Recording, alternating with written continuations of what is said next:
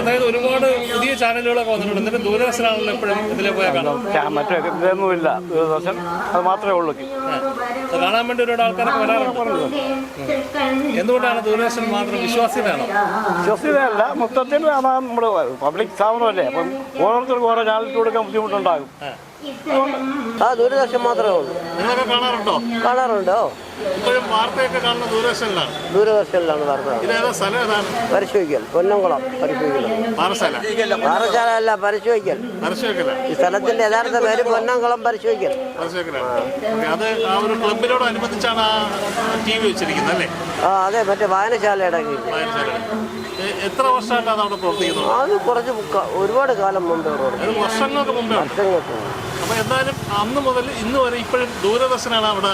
അതെ, ദൂരദർശൻ ചാനൽ മാത്രമേ ഉള്ളൂ.